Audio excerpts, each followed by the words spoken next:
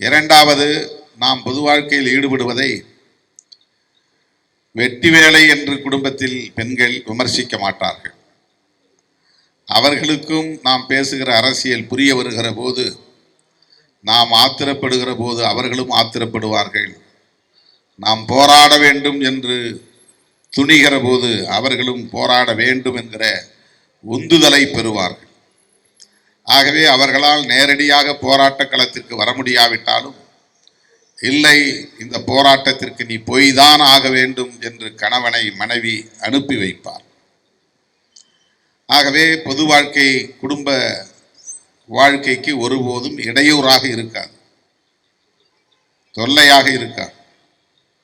ஆகவே இந்த அரசியல் புரிதல் அவசியமானது.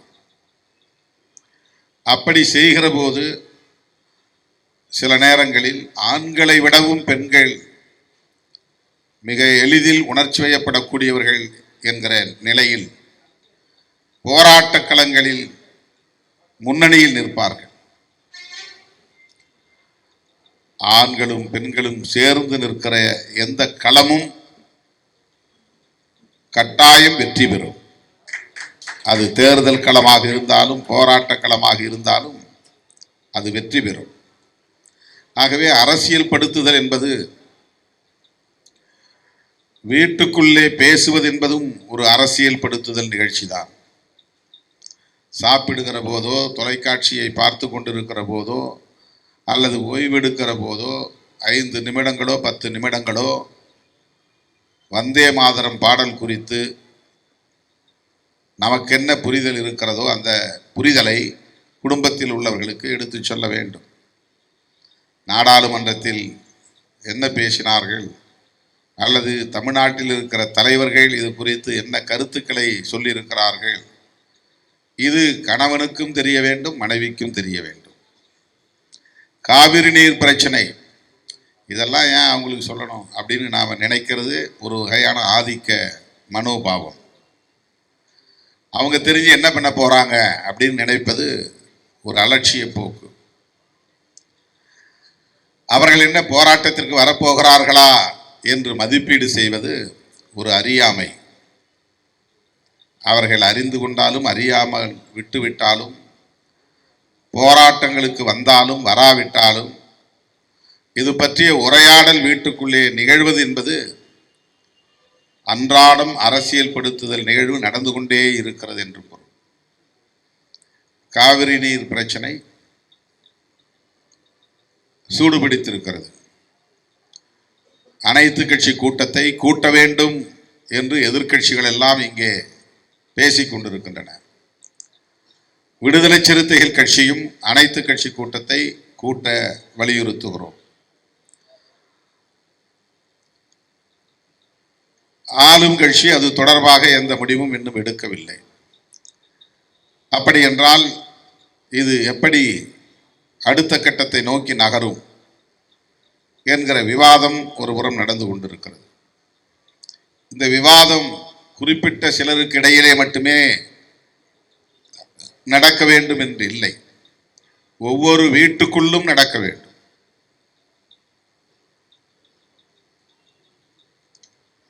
இதுதான் அரசியல் படுத்துதல், பொலிட்டிசைசிங் த பீப்புள், அரசியல் படுத்துதல்.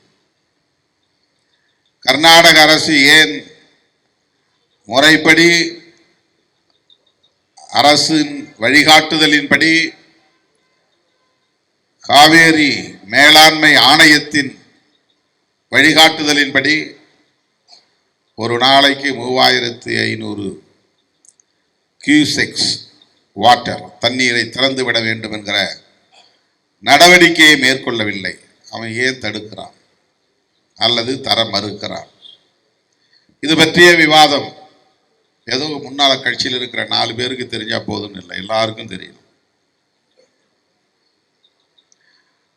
கெங்கவெள்ளி பக்கத்திலே ஒதியத்தூரில் நிறுவப்பட்டிருக்கிற அம்பேத்கர் சிலையை ஏன் தகடுகள் வைத்து மூடி வைத்திருக்கிறார்கள்? திறக்க முடியவில்லை. ஆணவ கொலைகள் ஏன் அதிகரிக்கிறது? சாதிய வன்கொடுமைகள் இன்னும் ஏன் தொடர்கின்றன? சிறுமி முதல் முதிய பெண்மணி வரையில் பெண்களுக்கு எதிரான வன்கொடுமைகள் தொடர்வதற்கு என்ன காரணம்? இப்படிப்பட்ட பிரச்சனைகள் குறித்தெல்லாம் பெண்களோடும் உரையாட வேண்டும், குடும்பத்தினரோடும் உரையாட வேண்டும். அது அவர்களுக்கு சம்பந்தமில்லாத பிரச்சனை என்பதை போல நாம் நினைத்துக் கொள்ளுகிற போது நமக்கு தேவையில்லாத ஒரு கர்வமும் வரும் மனசுக்குள்ள. இதெல்லாம் உனக்கெல்லாம் ஒன்றும் தெரியாது, இதெல்லாம் கும்பிட்ட, இதெல்லாம் எனக்கு தான் தெரியும் அப்படிங்கிற ஒரு கர்வம். நீ வீட்டுக்குள்ளே அடுப்படியிலே கிடந்து சோறாக்கிட்டு இருக்கிற, அந்த வேலையை மட்டும் செய், துணியை மட்டும் துவைச்சி போடு, சோறாக்கி போடு, உனக்கு இதெல்லாம் சம்பந்தம் இல்லாத பிரச்சனை. இப்படி ஒரு எண்ணம் மேலோங்குகிற போது ஆண்களுக்கு அவர்களை அறியாமலேயே ஒரு கர்வம் வரும், தலைக்கணம் வரும். அதுவே குடும்பத்திற்குள்ளே பிரச்சனைக்கு காரணமாக கூட அமைந்துவிடும். ஆனால் இந்த பிரச்சனைகளை நம்முடைய குடும்பத்தினரோடு உரையாடுகிற போது அவர்களே நாம் வியப்படையக்கூடிய வகையில் பல ஆலோசனைகளை சொல்வார்கள், பல கருத்துக்களை பகிர்ந்து கொள்வார்கள், தேடி படிக்க தொடங்குவார்கள். தொலைக்காட்சிகளில் நடக்கிற விவாதங்களில் பங்கேற்பார்கள். இப்போ சீரியல் பார்க்க தள்ளி போட்டுட்டு டிபேட்டை பார்க்க தொடங்கி விடுவார்கள். நீங்கள் டிபேட் பண்ணாதனால தான் அவங்க சீரியலில் போய் உட்காடுறாங்க. இது வீட்டுக்காரன் பிரச்சனை, அது அவன் பார்த்துக்கிட்டான், ஆள் இல்லாத நேரத்தில் நம்ம சீரியலை பார்க்கணும், சீரியலை பார்க்குறேன். சீரியல்ல இருந்து நீங்கள் இந்த பக்கம் திருப்பணும்னா நீங்கள் உரையாடல்களை நீங்களே தொடங்கணும். இது ஒரு மெத்தட் ஆஃப் பொலிட்டிசைசிங். இதெல்லாம் அரசியல் படுத்துவதற்கான வழிமுறை. மேடைகளில் தான் பேசி கருத்தரங்குகளை நடத்தி ட்ரைனிங் ப்ரோக்ராம் பெருசாக போட்டு அதுக்கு பல லட்சம் ரூபாய் செலவு செய்து அதில் பெரிய ரிசோர்ஸ் பர்சன்ஸ் அப்படின்னு அறிவுஜீவிகளை அழைச்சிட்டு வந்து கரும்பலைக்கு முன்னால் நின்று அவங்க எழுதி பவர் பாயிண்ட் ப்ரோக்ராம் போட்டு ஸ்லைடு போட்டு அப்படிலாம் சொல்லணும்னு அவசியம் கிடையாது. நமக்கு என்னென்னலாம் தெரியுமோ அதையெல்லாம் குடும்பத்தில் உள்ளவர்களோடு உரையாட வேண்டும். புரட்சிவேந்தன் அதை செய்திருக்கிறார். அதனால் சாந்தி இப்போது கட்சியில் இணைந்திருக்கிறார். இதுதான் அதனுடைய விளைவு. இப்போ அவரோடு களத்தில் நின்ற பெண்மணிகளும் இப்போ அந்த கருத்துக்கு உடன்பட்டு இவ்வளவு நாளாக அவங்க திருமாவளவன் பேசுறதை கேட்டிருக்க மாட்டாங்க. மேடையில் எங்கேயாவது டிவியில் இப்படி கிளிப்பிங்ஸ் பார்த்துருப்பாங்க, சோஷியல் மீடியாவில் பேரை கேள்விப்பட்டிருப்பாங்க. நான் நெல்லிக்குப்பம் போகும்போது வழியில் தம்பிங்க நின்று வரவேற்பு கொடுக்கும்போது இவங்களும் சேர்ந்து நின்று பார்த்துருப்பாங்க. அவங்களோட சேர்ந்து திருமாவளவன் வராரா அப்படின்னு எட்டி பார்த்துருப்பாங்க. இன்றைக்கு சாந்தி வந்ததனால் 100 பெண்கள் வந்திருக்கிறார்கள், இந்த அரங்கில் அமர்ந்திருக்கிறார்கள், நான் பேசுவதை நேரிலே கேட்கிறார்கள். இதுதான் தோழர்களே அரசியல் படுத்துதலின் வெற்றி. இந்த பணிகளை செய்து கொண்டே இருந்தால் சமூக புரட்சி நிகழும். இதெல்லாம் செய்யாம அதெல்லாம் ஒன்றும் பண்ண முடியாது. நாம் ஏதாவது ஒரு கட்சியில் போய் சேர்ந்து எம்எல்ஏ ஆனால் போதும், எம்பி ஆனால் போதும், எந்த கட்சிக்கு எதிர்காலம் அந்த கட்சி தான் அடுத்து ஆளுங்கட்சியாக வரும். இப்போ அங்கே போனால் நல்ல பொறுப்பு வாங்கிக்கலாம், எம்எல்ஏவுக்கு நிற்கலாம், எம்பிக்கு நிற்கலாம் என்ற கணக்கு போட்டால் சமூகத்தில் எந்த மாற்றத்தையும் ஏற்படுத்த முடியாது. நாம் எம்எல்ஏக்களை எம்பிக்களை உருவாக்குவதற்காக இயக்கம் உருவாக்கவில்லை, சமூகத்தை அரசியல்படுத்துவதற்காக இயக்கத்தை உருவாக்கி இருக்கிறோம். எம்எல்ஏக்களை எம்பிக்களை உருவாக்குவதும் தவிர்க்க முடியாத தேவைதான். அங்கேயும் நம்முடைய அரசியல் பேசப்பட வேண்டும். இப்போ 4 சட்டமன்ற உறுப்பினர்கள் நம்முடைய கட்சியின் சார்பில் உள்ளே போனதனால் சட்டமன்றத்தில் நடந்த விவாதத்தின் போக்கு மாறியது. கடந்த காலங்களில் இதற்கு முன்பு அப்படி இல்லை. ஏனென்றால் பெரிய பெரிய கட்சிகளில் தேர்ந்தெடுக்கப்பட்ட சட்டமன்ற உறுப்பினர்கள் அந்த கட்சியின் தலைவருடைய அனுமதி இல்லாமல், கொறடாவின் அனுமதி இல்லாமல் தனிப்பட்ட முறையில் சுதந்திரமாக கருத்தை சொல்ல இயலாது. அவர்களெல்லாம் பேச முடியாத அரசியலை நம்முடைய 4 உறுப்பினர்கள் சட்டமன்றத்திலே பேசினார்கள்.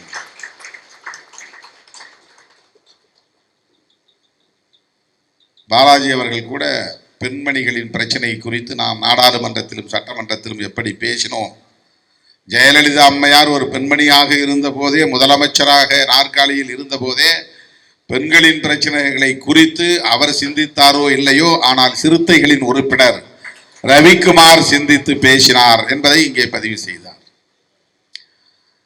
ஆக நாம் அந்த அரங்குகளில் இடம்பெறுகிற போது, பங்கேற்கிற போது, அந்த விவாதங்களின் திசை வழிப்போக்கை நம்மால் மாற்ற முடியும். தமிழ்நாட்டு அரசியல் அரங்கில் நாம் ஒரு சக்தியாக வளர்ச்சி அடைந்த பிறகு அடித்து சொல்ல முடியும், விடுதலை சிறுத்தைகள் வளர்ச்சி அடைந்த பிறகு சனாதன சக்திகள் இங்கே வேரூன்ற விடாமல் தடுக்கிற ஒரு யுத்தம் கூர்மை அடைந்தது. எல்லோருக்குள்ளே அந்த எதிர்ப்பு உணர்வு இருந்தது. ஆனால் அதை வடிவமைப்பதிலும் அதனை ஒரு திசை வழியில் குவிமையப்படுத்தியதிலும் விடுதலை சிறுத்தைகள் கட்சிக்கு பெரிய பங்கு உண்டு. அதன் விளைவாகத்தான் நடந்து முடிந்த சட்டப்பேரவை தேர்தலில் பாஜக படுதோல்வியை சந்திக்க நேர்ந்தது. கிட்டத்தட்ட 9% வாக்குகளை இழந்து நிற்கிறது. இப்ப நம்ம தேர்தல் முடிவுகள் மாறின உடனே வேறு விவாதங்களை நோக்கி போய்விட்டோம். உண்மையிலே தமிழ்நாட்டு அரசியலில் நீண்ட காலமாக நாம் எடுத்துக்கொண்ட முயற்சி, பாரதிய ஜனதாவும் RSSம் பல்வேறு சதி முயற்சிகளை மேற்கொண்டு திராவிட கட்சிகளையே நசுக்கிவிட்டு 2 கட்சிகளையும் ஒரே நேரத்தில் ஒழித்து கட்ட வேண்டும் என்று முயற்சித்து, படிப்படியாக ஒவ்வொரு கட்சியாக ஓரங்கட்ட வேண்டும் என்றெல்லாம் திட்டம் போட்டு செயல்பட்ட நிலையில் பாரதிய ஜனதா எந்த வடிவத்தில் யார் தோளில் ஏறி வந்தாலும் அதனை வீழ்த்த வேண்டியது நம்முடைய பொறுப்பு என்கிற அந்த பொறுப்புணர்வோடு அந்த அரசியலையே நாம் கூர்மைப்படுத்தினோம். சனாதன எதிர்ப்பு, சங் பரிவார் எதிர்ப்பு, பாஜக இங்கே வந்துவிடக்கூடாது. என்ன கூர்மைப்படுத்தினீர்கள் என்று கேள்வி எழுப்பலாம். ஒரே ஒரு விடையை சொல்ல முடியும். திமுக தலைமையிலான கூட்டணியை சிதற விடாமல், உடைய விடாமல், பிளவுபடாமல் பாதுகாத்ததே சிறுத்தைகள். அதுவே பெரிய போராட்டம். அதற்கு எவ்வளவோ முயற்சிகள் நடந்தன. திருமாவளவனையே ஒரு துருப்புச் சீட்டாக பயன்படுத்த முயற்சித்தார்கள். தேர்தல் வரையில் அதை பாதுகாத்த பெரும் பொறுப்பு நமக்கு இருந்தது என்பதை நான் சுட்டிக்காட்ட கடமைப்பட்டிருக்கிறேன். அதனால்தான் RSS சங் பரிவார்கள் இங்கே படுதோல்வியை சந்திக்க நேர்ந்தது. அதுல பெரிய சாதனை, அது சாதாரணமானதல்ல. தமிழ்நாட்டிலே மேலும் அவர்கள் வலிமை பெறுவதற்கு பல 10 ஆண்டுகள் ஆகும். அவ்வளவு எளிதாக. ஏன்னா இப்ப புதிதா எப்படி எம்ஜிஆர் வந்த உடனே காங்கிரஸுடைய வளர்ச்சி வீழ்ச்சி அடைந்ததோ, அப்ப திமுக அதிமுக 2 தான் இருந்துச்சு. எம்ஜிஆர் வராமல் இருந்திருந்தால், அதிமுக உருவாகாமல் இருந்திருந்தால், திமுக காங்கிரஸ் என்று இருதுருவ போட்டி இருந்திருக்கும். அந்த இருதுருவ போட்டியில் மாறி மாறி மறுபடியும் காங்கிரஸ் ஆட்சிக்கு வரும் நிலை எப்படி கேரளாவிலே, கர்நாடகாவிலே, தெலுங்கானாவிலே மாறி மாறி வந்திருக்கிறதோ, அதை போல் தமிழ்நாட்டில் காங்கிரஸ் மறுபடியும் ஆட்சிக்கு வந்திருக்க வாய்ப்பு இருக்கிறது. 67க்கு பிறகு, அண்ணாவுக்கு பிறகு, கலைஞருக்கு பிறகு. ஆனால் எம்ஜிஆர் என்கிற ஒரு சக்தி உருவான பிறகு திமுக அதிமுக என்று போட்டி, இருதுருவ போட்டி மாறியது. காங்கிரஸ் பின்னுக்கு தள்ளப்பட்டு விட்டது. இதுவரையில் அதனால் எழுந்திருக்க முடியவில்லை. அதே போல இப்போது புதிதாக தவேகா என்ற ஒரு கட்சி வந்துவிட்ட நிலையில் பிஜேபியால் இனிமேல் எந்த முயற்சியை மேற்கொண்டாலும் மாற்று சக்தியாக இங்கே வர முடியாது. நான் நடைமுறை அரசியலை சொல்லுகிறேன், பிராக்டிக்கல் பாலிடிக்ஸ். யாரையும் ஆதரித்தோ யாரையும் எதிர்த்தோ பேச என்ன நடக்கும் என்பதை சொல்லுகிறேன். அதிமுக வலிமையோடு இருக்க வேண்டும் என்று சொன்னதற்கு காரணம், திமுக அதிமுக என்கிற இந்த இருதுருவ அரசியல் இருக்கிற வரையில் தான் பிஜேபி போன்ற அரசியல் கட்சிகள் இங்கே ஊடுருவ முடியாது, ஊடுருவக்கூடாது என்கிற அடிப்படையில் சொன்னோம். ஆனால் இன்றைக்கு அதிமுக பல வெற்றி பெற்ற சட்டமன்ற உறுப்பினர்களையே இழக்கும் நிலை உருவாகி வருகிறது. இது எங்கே போய் முடியும்?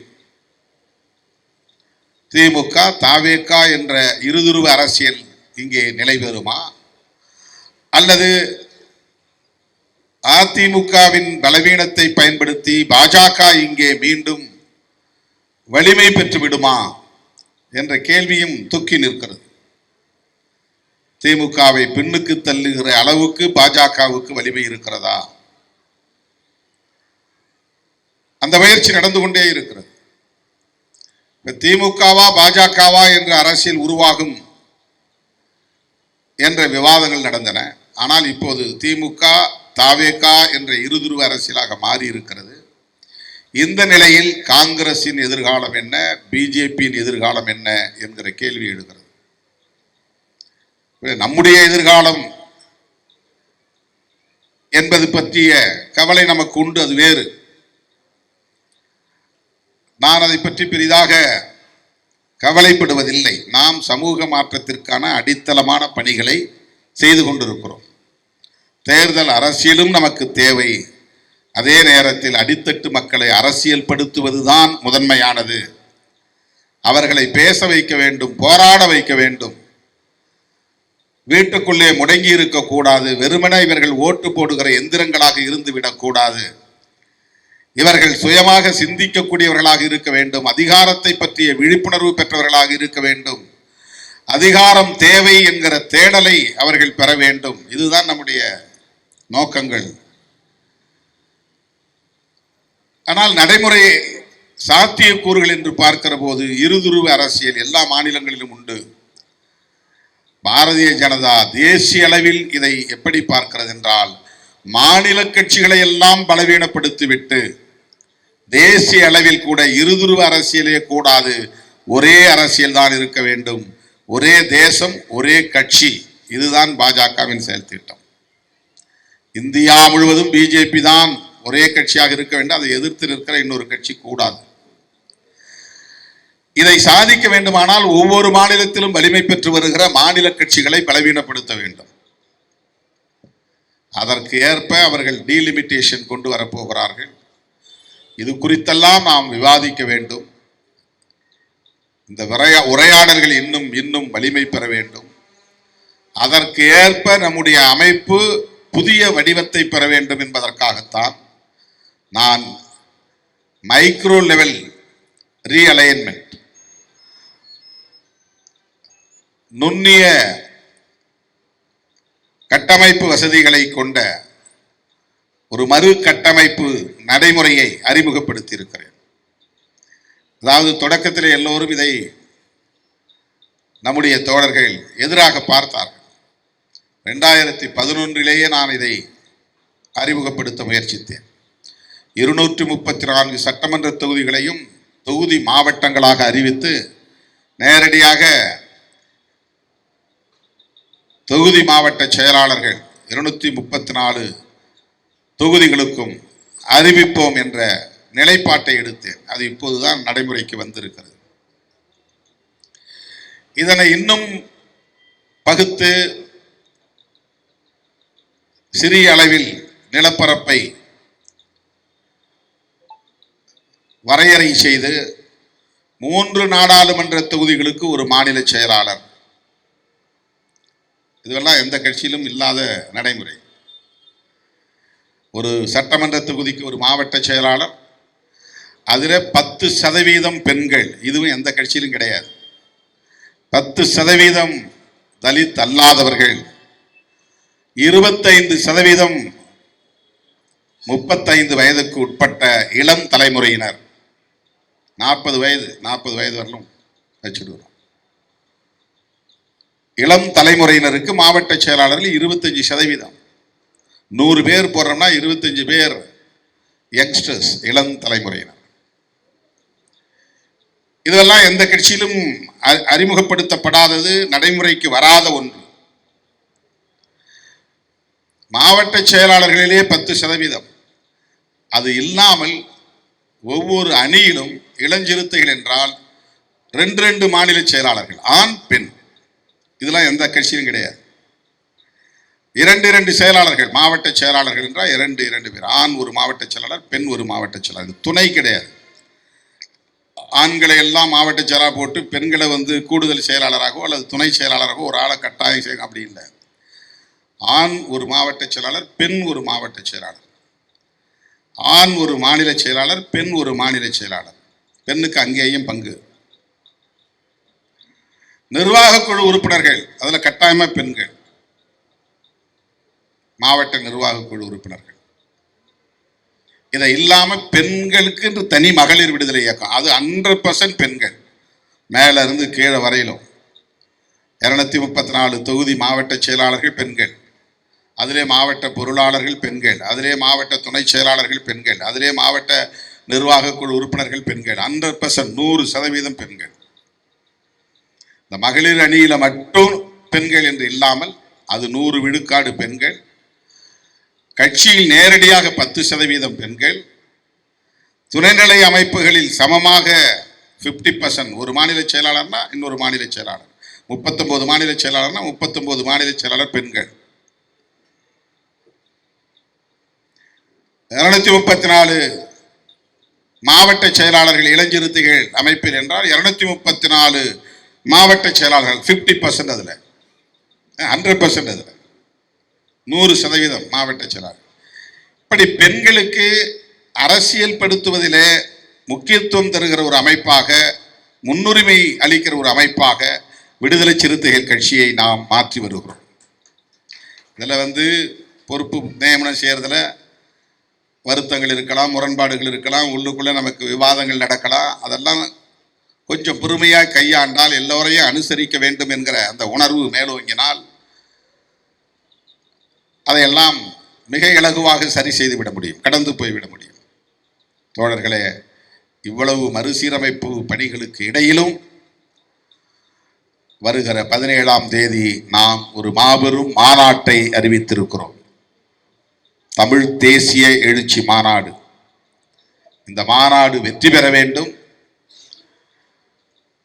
பெண்கள் சரிபாதியாக இதில் பங்கேற்க வேண்டும். ஒவ்வொரு சட்டமன்ற தொகுதியிலும் தோழர்கள் தீவிரமாக மக்களை திரட்டுகிற பணிகளை மேற்கொள்ள வேண்டும். பொருளாதார நெருக்கடிகள் இருக்கும், அதை எதிர்கொள்ள வேண்டும்.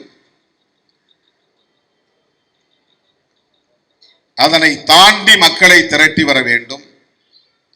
அதற்கு முன்னதாக எல்லா தொகுதிகளிலும் கட்டாயம் சுவர் விளம்பரங்கள் எழுதப்பட வேண்டும், துண்டறிக்கைகள் விநியோகிக்கப்பட வேண்டும், சுவரொட்டிகள் ஒட்டப்பட வேண்டும்.